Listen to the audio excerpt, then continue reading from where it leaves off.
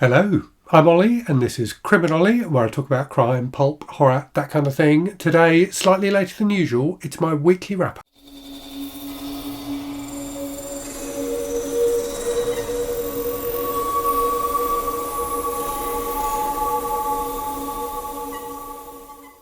So yes, normally I do my weekly wrap-up on a Saturday. Today it's on a Monday because I've spent the last week with my family sunning myself on the Spanish island of Mallorca, which was very, very pleasant. So I had a very nice week just relaxing. We did very little, ate lots of buffet food, lay by the pool and read a lot of books. So I've got a lot of books to talk to you about today, and I will go through them at pace. I will wait until I do my wrap up for the month, which will be next week probably, to get into a bit more detail on some of these books. But I'll give you a sense of what I read on my holiday in this video. But before I do that, I want to talk about some awful news that broke while I was away on holiday, and that is that Alice from the channel Alice and the Giant Bookshelf is no longer with us. So Alice's husband posted on her community page during the time I was away that Alice very sadly has died, which is just unimaginable. I know so many people in the booktube community are just in complete shock about this. Alice was a wonderful booktuber, a lovely person. I did a great, really enjoyable buddy read with her last year, which I thoroughly enjoyed. And she was young. She was really, really young. So just horrible news, and my heart goes out to her husband and her family at this time. I can't imagine the pain they must be going through. The other thing I wanted to touch on in relation to that is one of the videos you will see going up this week on the channel is my announcement video for Garb August 2024, and you will see announcement videos from other people who are co-hosts of Garb August going up this week as well, probably. Now, Alice was one of the co-hosts the first year we did Garb August.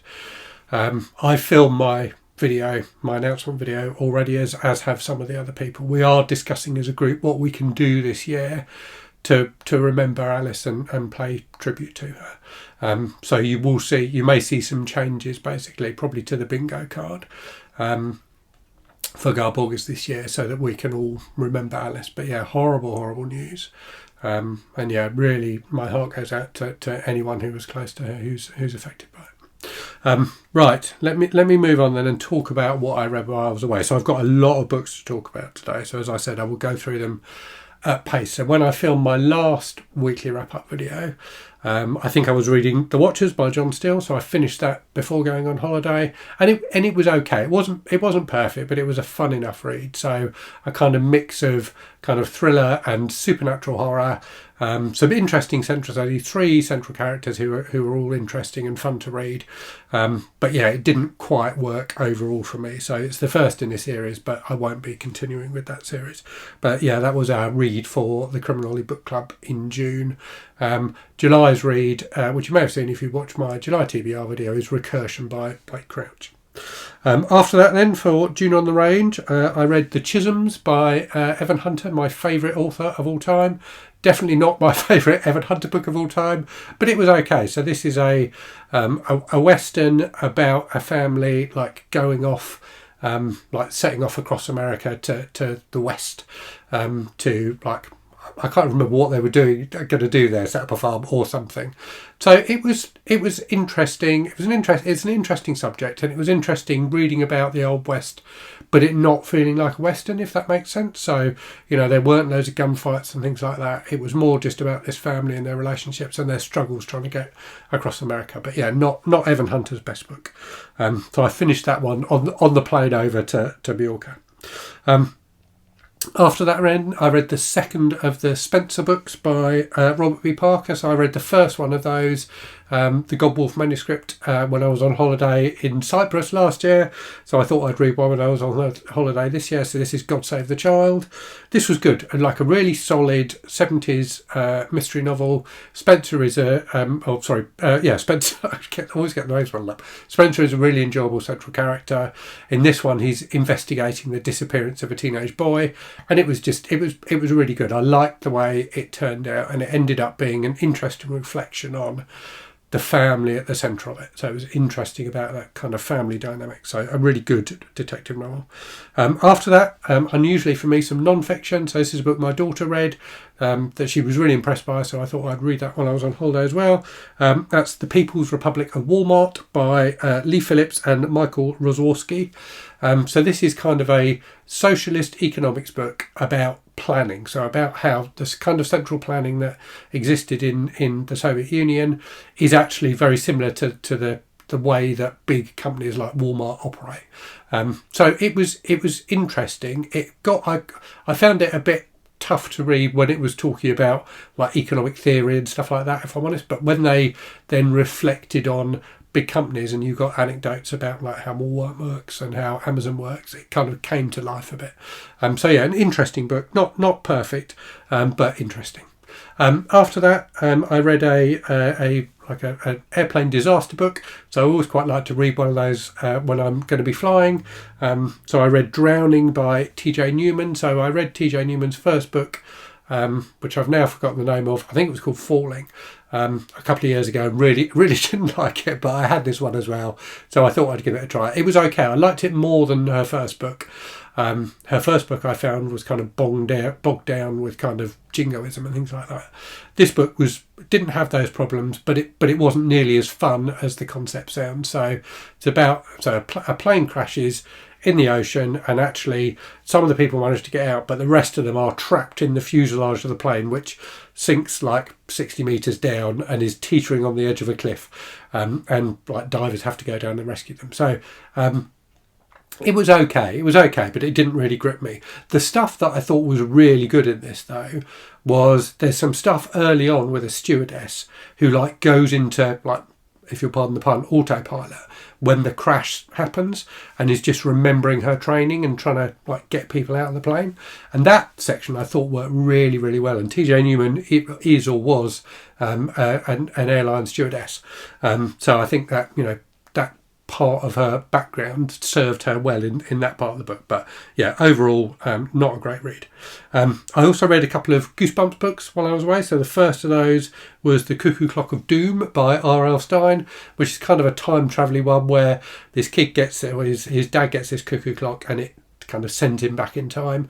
It was really fun, and it had a really, really excellent ending. I really liked the ending. It was quite a dark ending. After that, then, some more kind of vintage crime. So I read the third book in the Matt Helm series by Donald Hamilton, which was The Removers. So Matt Helm is this kind of character who was a spy in the Second World War and retired. And in the first book, which I think was called Death of a Citizen, he like comes back into like active service, if you like.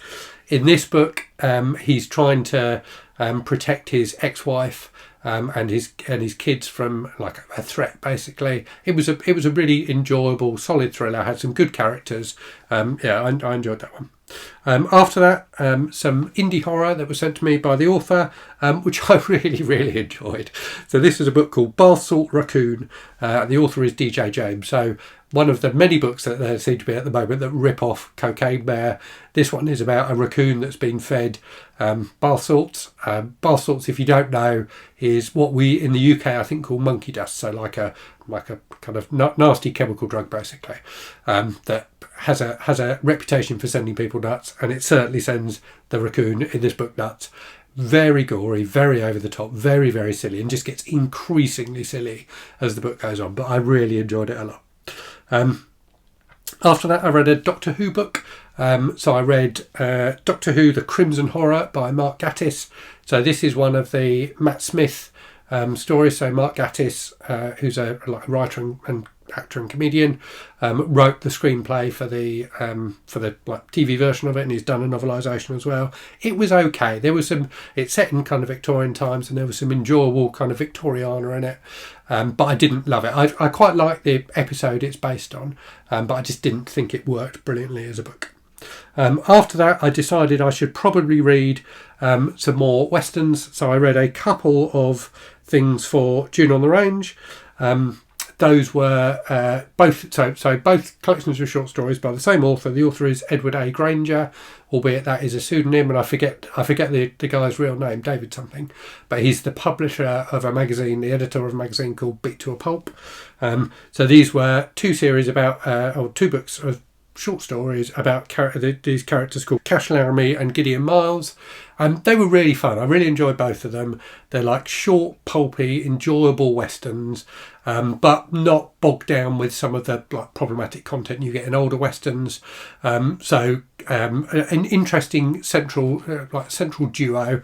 So Cash Laramie is biracial, so he's half European, half Native American, and Gideon Miles is black. So an interesting duo at the start of at the centre of the books, and some good kind of anti-racist content in them. The best story I thought was the longest story in the two. So that was a longer story that was like Cash Laramie's origin story, if you like, which I really, really enjoyed. But both good collections, and I'd had these on my Kindle for like 10 years or something like that. So really glad I finally got around to them. After that then, the second Goosebumps book I read, My Best Friend is Invisible, by R.L. Stine.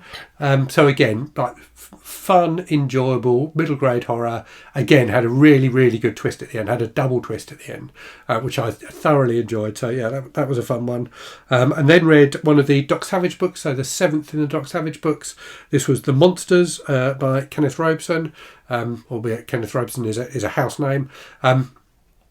This was fun. So a fun Doc Savage book. It was definitely of its time. So written in the 30s, definite kind of period racism in it. Like quite shocking period racism actually.